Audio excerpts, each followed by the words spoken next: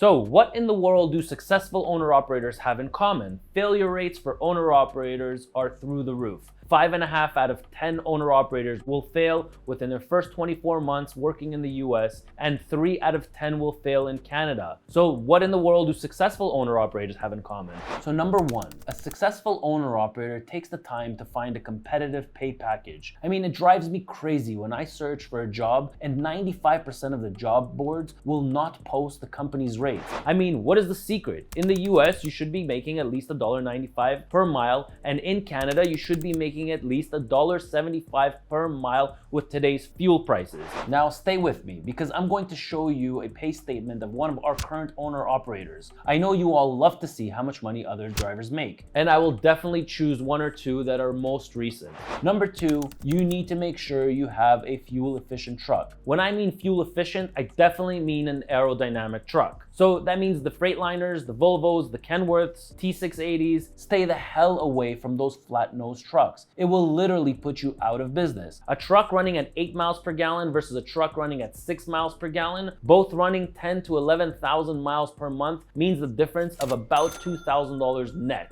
Well, don't take my word for it. Let's look at my analytics. All right, guys, so here we have two trucks. One of them is a Freightliner Coronado. It's a flat nose Coronado with a Detroit engine in it, and the other one is a Freightliner Cascadia. They both did approximately the same amount of miles. The first driver did 11,855 miles. The second driver did 11,777 miles. Now, this is for the entire month of February. So for 28 days, one driver did 5.9 miles per gallon with a flat nose truck, and he spent $10,195 on fuel. And our second driver drove at 7.8 miles per gallon and spent $7,752. So if you think that in today's world, fuel efficient trucks don't make a difference, they make a huge difference. Alone in this scenario for the month of February, one driver was able to save $2,443. Now, if you multiply that by the course of the entire year, that's close to $30,000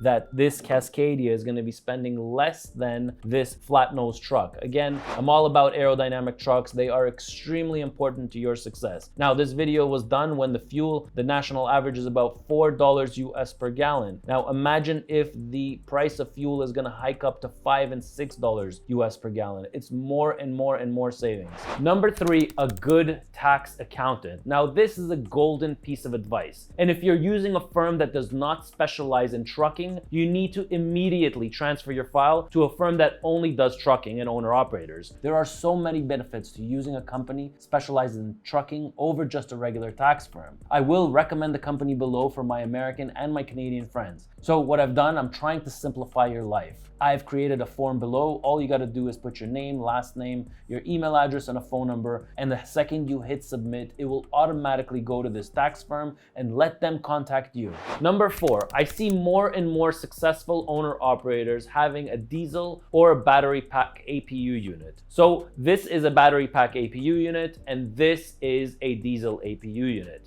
Now, these APU units will most likely pay for your mortgage for the entire year. I mean, $10,000 to $15,000 is what these machines cost. But what can you save? I mean, idling your truck equals to 1 gallon per hour, 10 gallons per day, and 50 to 60 gallons per week. At $4 per gallon US, it costs you $960 US to idle your truck per month. Now, what happens if the fuel prices go up to $5 per gallon? Well, that same idling is going to cost you $1,200 per month. And in my opinion, all the problems with the DEF and the EGR stems from the root cause of excess idling. And let's not forget that after 5 years, a truck with 20,000 runtime engine hours is worth a lot less than a truck with 10,000 engine hours on it. And now, the last point before I get to the pay statements. Number 5 is interest rates for truck financing. Again, I see this time and time again. People are paying through the roof for financing and going through the recommended finance company that the dealership is offering. That's why I created the link below to help all you American and Canadian truck drivers out there looking for financing. This is a place where you can get the most competitive financing this industry has to offer. I have brought multiple finance companies that are hungry for your business. Just fill out this form that literally will take you 20 seconds, and I guarantee you that you will get better financing rates from these banks than what what the recommended dealership has. When you hit submit, this form is going to go to these 4 or 5 companies and they're going to be fighting for your business. Well, I hope you learned something from this video. Now let's get to the pay statements.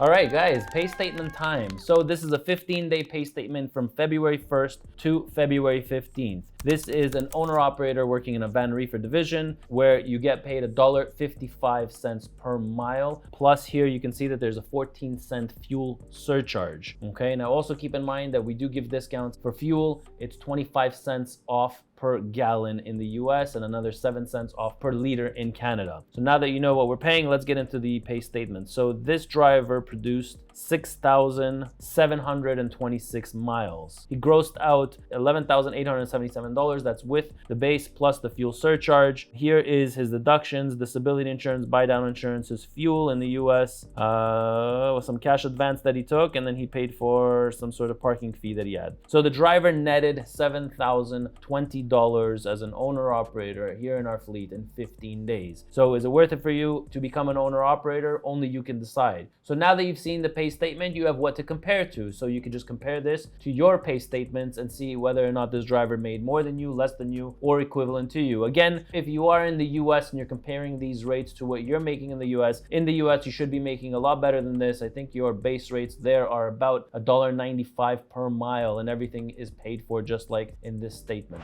I'm Ronen and this channel is all about trucking. So if you like the content, don't forget, give it a thumbs up and subscribe to our channel. And I'll catch you in the next one. Don't live in a movie.